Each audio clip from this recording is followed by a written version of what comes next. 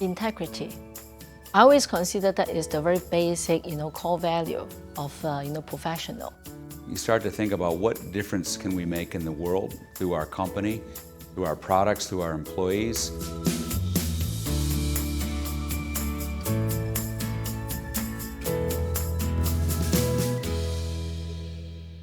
Hello, I'm Magali Laguerre-Wilkinson. Welcome to Ethics in Business in Their Own Words. ACCA, the Association of Chartered Certified Accountants, has teamed up with Carnegie Council and CFA Institute to produce this interview series launched in 2018 for Global Ethics Day. The series features global business leaders exploring how businesses are preparing for an ethical future in the face of challenges presented by globalization, technology, and human psychology. Today, we'll be talking to two business leaders. First, we'll be speaking with Jennifer Tan, CEO of Alipay HK, and then we'll talk with David McLennan, Chairman and CEO of Cargill. Alipay, established in China by the Alibaba Group, is the world's largest mobile payment platform. In 2017, Ant Financial launched the Alipay HK brand in Hong Kong as a joint venture with CK Hutchison.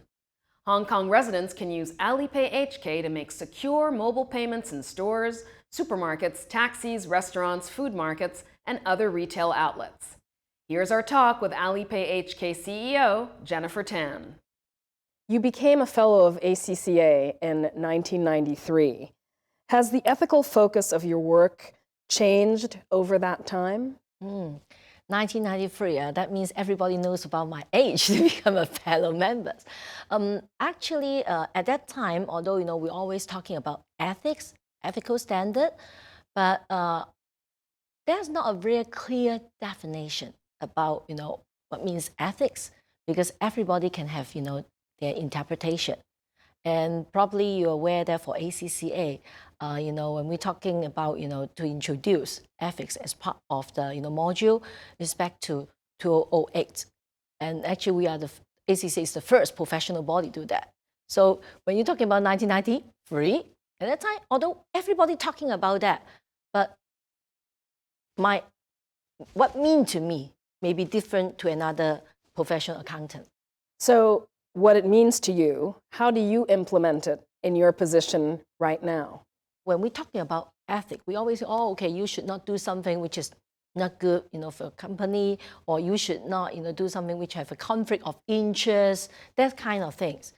But I think nowadays it's quite different.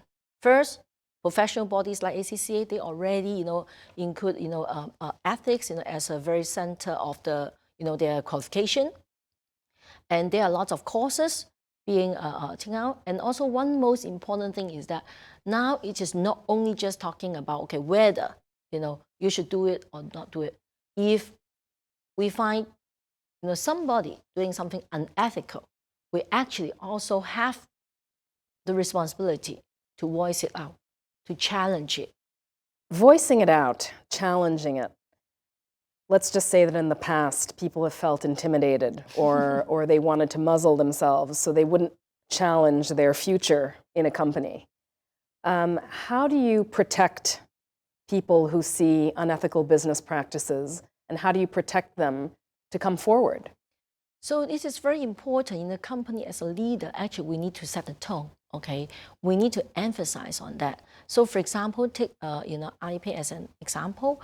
In Hong Kong, we have our business assurance head, and so we make it clear that okay, if you find anything which is unethical, actually, you can report to our business assurance head, and who definitely report to me, and then we will study the case to see what happened. And other than that is that actually we protect, the one who voice it out, because you must. So even you just anonymous, you don't have name, we will accept that. But of course, we will study whether this is a real case or you just put something on someone else. But I think the most important is the culture of the company. What is the greatest ethical challenge facing Alipay and your industry in general?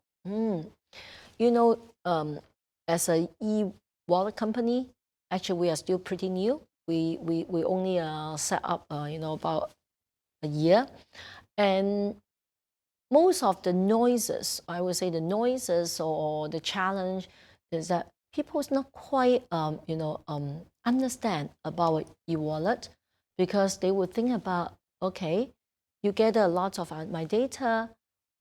How will you use our data? Will you use it ethically? In Hong Kong, actually, people is quite concerned about their data privacy. So they think about, okay, use e-wallet, my spending behavior, what will you use that? Will you sell my data? But that's why we need to do a lot of education to that. We, say for example, in our case, if you are just a new user and you think that, okay, your spending level no need to be a high amount because we base on certain spending level, just a mobile number, you can register and be our user. And in that case, that means I don't know who you are. Okay, I always tell them that I don't know you. I no need for me to know you are. I only know an account. Okay, this is a user. Okay, and based on say your spending, I know that okay, it's a lady because she go to buy cosmetic products, and maybe she'll go to supermarket very frequently. So definitely the family. And because based on their spending level, we can guess, okay, or they pay, they settle their telecom bills, they settle their utility bills, so we can, have their profile. We did not need to ask our user, and also we will not ask those very sensitive personal data. What we want to do is that, okay, we know them, and we want to use it for better service for them, and we will not, sell those data, because for us, we think that this is, very important, because we gather the information. We are not using our users' data to resell and then earn money. We actually want to serve them better, and they become a very loyal user to us. So right now in these times, we're dealing with a lot of trust factors within social media. So you're telling me that just with a phone number, there's enough there.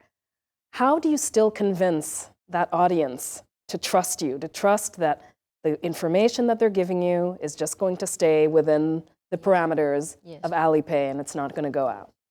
This is a very good question, especially for a new startup. So what we can do is that first, I need to do more education, talk to a lot of media or our user group.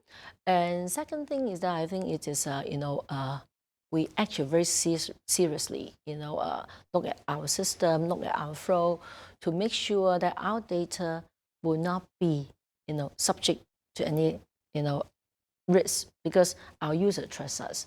And now we only have about a year, so far touch wood, okay, everything. And I believe it is the credibility and the trust need to be accumulate. Yeah. The time goes, they will know that, okay, we actually is a very professional company. We internally, we have very high ethical standard. People always challenge me, oh, what's your business model? You do.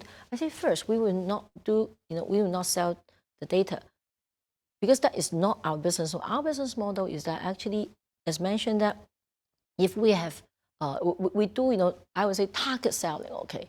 We know that, okay, say we know our user, okay, they buy a ticket, air ticket, so okay, maybe they need insurance, travel insurance, so we may push those to them, and we actually we share the commission from the merchant. We earn from the merchant. We are not earn from our user. I see. But the key is that, okay, we must make sure our user is a happy user. They will be our loyalty user. They will use more on our platform, and that's how our business model. I want to ask you a little bit about diversity. You're a woman. You're running Alipay.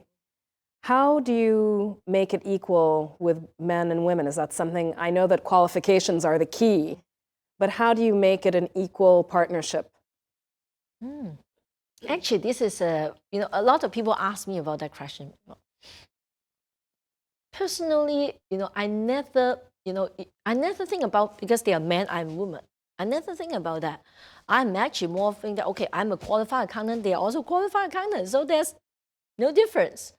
And even, when I work with engineer, I never think about because whether they're man or whether woman who is better, who is not so good.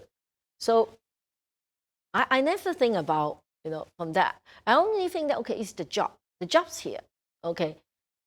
We all see who can achieve. That is the capability. Capability, just tell the fact. It's not because of your gender.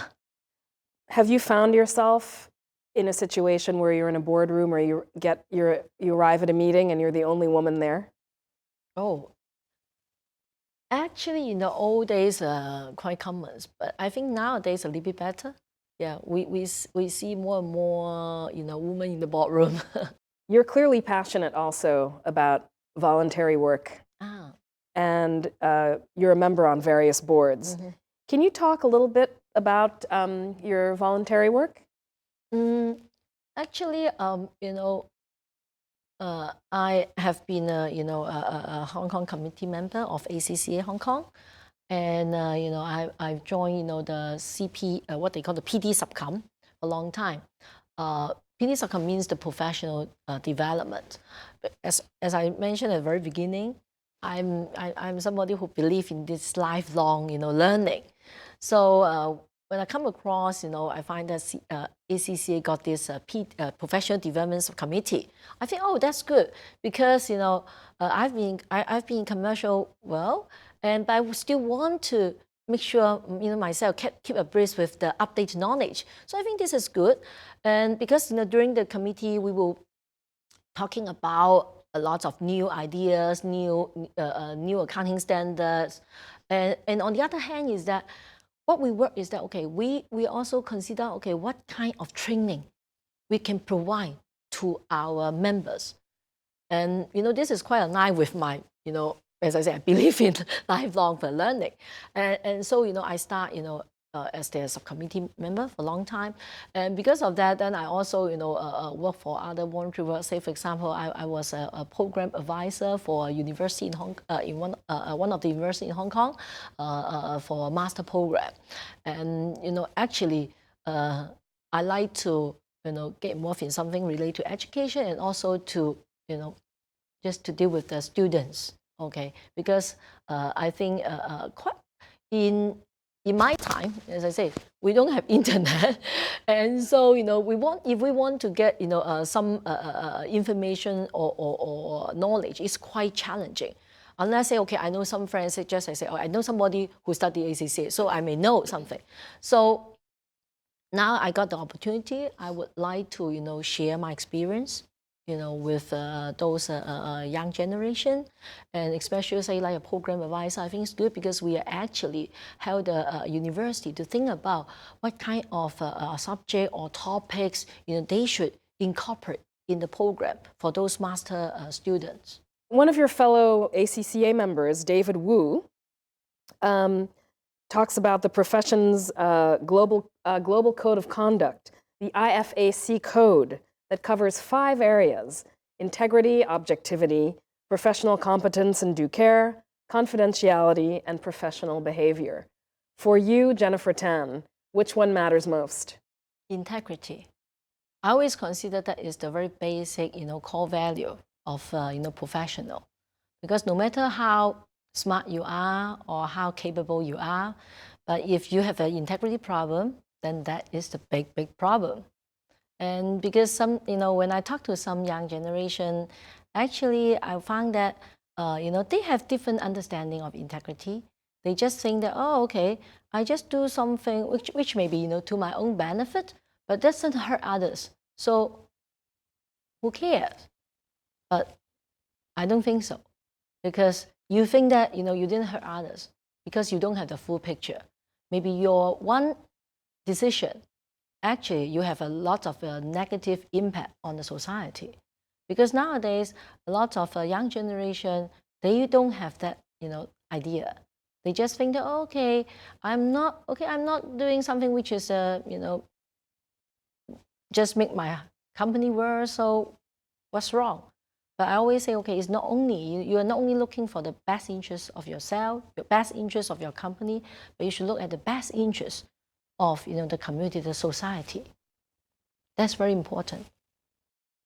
And now we'll turn to our talk with David McLennan, Chairman and CEO of Cargill, an international food and agriculture corporation.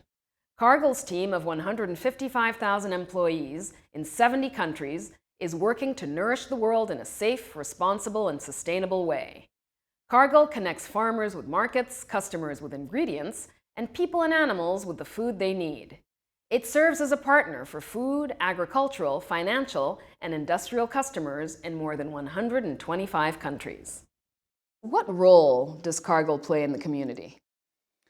Well, we take our role in any community very seriously. So we have 1,500 locations around the world, and we are not only giving of our time to those communities, but also we give financial support where it's needed. But we, as part of our mission and part of our core, take our commitment to those communities very seriously. We're not just in a community to take labor or to take resources. We're there to give back and to be integrated with the local community and to be a responsible citizen there. Your role has sort of evolved, and I'm getting into a little bit of your, I don't know if it's called philanthropic work or perhaps being a volunteer in a community. You've recently partnered with the One Campaign, which is an unlikely partnership, it seems, right, to say the least. Can you talk a little bit how that has evolved and how it's developed? Well, we're partners with One, as you know, and our view is we can't do it by ourselves. We need organizations like One to help show us the way, to help integrate us with the communities in terms of ending poverty and recognizing that poverty is sexist, which is the tagline of the One Campaign. It fits with our purpose, it fits with our culture, and they're a great partner. So on the surface, it may seem that we're unlikely partners, but it is a great partnership, and we're very proud to be affiliated with them. What are some specific philanthropic efforts that Cargill is undertaking? I think one that comes to mind and that really, I think, captures a lot of people's imaginations is farmer training. And so we can train them in some of the basics of farming, when to water, when to harvest, how to use pesticides. But for example, in Ghana and Cote d'Ivoire in West Africa, we're also putting the money back into the community by paying a premium for farmers that raise their cocoa sustainably. So we'll pay more, which allows them to create a bank, a medical facility, a school. So they're gaining skills that are above and beyond farming. And so it's kind of call it a two-edged effect, which is we'll teach them and help train them to farm responsibly and sustainably, but we'll also reinvest in the community through a premium so that they can build an infrastructure for their village. I was in Nicaragua, so with our partnership with CARE, and investing in a local school where families depend on their school for their meals. So we've invested in a local school to help them build a kitchen so that we can provide 2 meals. The school can provide 2 meals a day for nutrition for their kids, where it's a very poor country. And so this is helping families there. So it's something that we do in every country. I want to ask you, you've been at the helm of Cargill now for 5 years. How have you seen your role there? How have you evolved as a CEO, and how has the company evolved in the last 5 years? Well, I think your first year, your head is kind of spinning. You're getting used to the job. You're getting used to sorting out information and what do you need to do and where can you make an impact. But as you get 4 or 5 years under your belt of service, you start to think, how can we make the world a better place? How can I help our employees and our company achieve our mission? And it's going so fast. And so if I'm halfway through my tenure and I've got another 5 years to go, you start to think about what difference can we make in the world through our company, through our products, through our employees. And so you go from being, I'll call it tactical and just figuring out the job, to being strategic and how can I help us live out our purpose? You know, it seems as though, and I'm going back again as well, but the CEO was always someone who seemed to be untouchable. And yet you're in the company. You're not just at the head of the company, but you're in it. How have you made yourself in the company? I really work hard on accessibility. For example, even in our headquarters, I try and eat lunch downstairs at least once a week. We have a community table where we invite anybody who wants to eat lunch and you don't know each other, and I'll go and sit at that table. I travel the Cargill world and I go into the plants and ask people, how are we doing? Do you like working here? Do you feel safe? Safety is a very important component of our culture. I just think authenticity and transparency, accessibility for all of our leadership team is a value that we place a lot of importance on. People want to know who's running this place. It's not just me, it's also our top leadership team. What are their values? What do they believe in?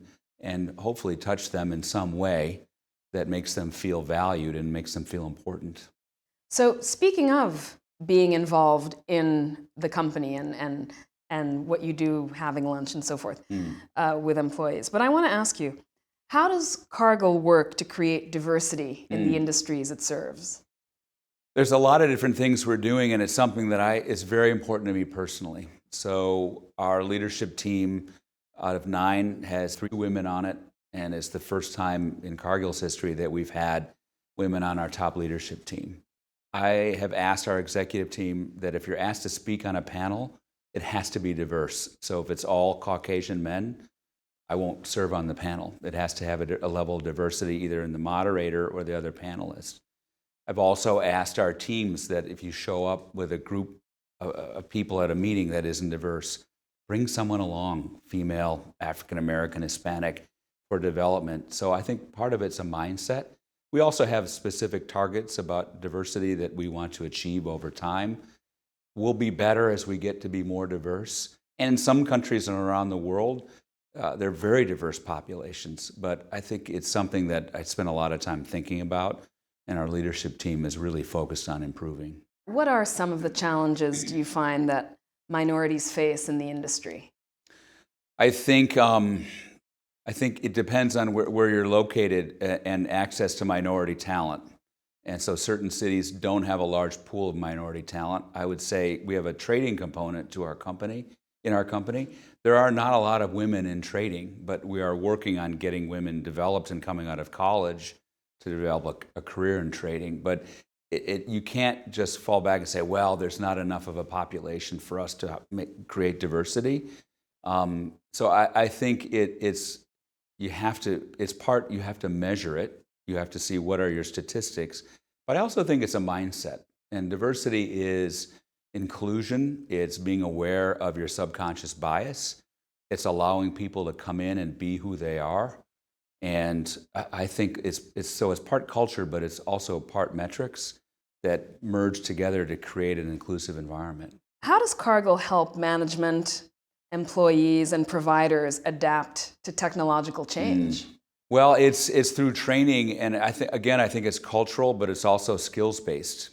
And I think part of the message we try and give culturally is we all need to adapt our skills and to be proactive and not wait until the day comes when the job can be given to automation. And so, for example, we have a role in our beef business where there was a person who would herd the cattle, which could be dangerous. You're out in a feedlot, and these are big, untamed animals.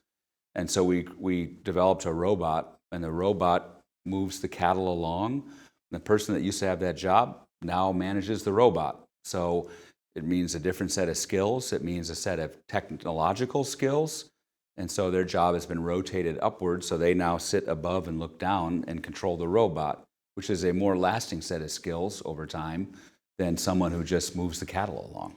And this individual has gotten the training, thanks to Cargill, to be able to man the robot. Exactly. And so that's part of investing in technology skills where otherwise there might not have been a need, other than the fact that we created a mechanized process for safety. It's safer to have a robot amongst the cattle than it is to a person. No, that's smart. And I think also reassuring, because usually it's the robot replaces the person, and then there goes the job. Exactly. What is the greatest ethical challenge facing Cargill and your industry in general?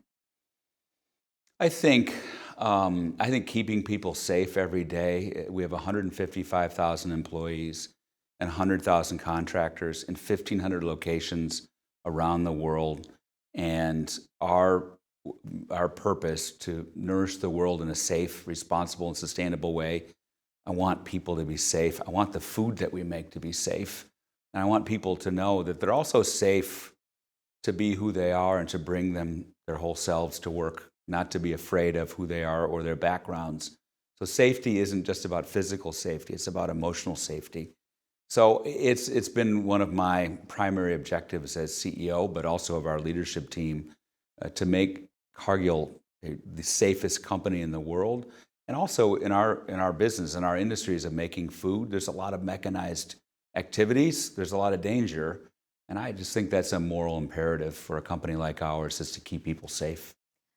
How has Cargill transformed communities? I think our long-term commitment to those communities, being part of the community, to integrate with the fabric of the community through the people that we hire, through our volunteer activities, through being a responsible citizen, whether it be the environment, and being there for the long term and not just pulling up stakes when things go bad. The fact is, we're a private company. We can take a long-term view, and that's a real advantage, and I'm lucky. I don't have to worry about quarterly earnings reports and going in front of analysts or activist shareholders. We take the long-term view, and one of our values, so we have 3 stated values: put people first. That means we're there for the long term.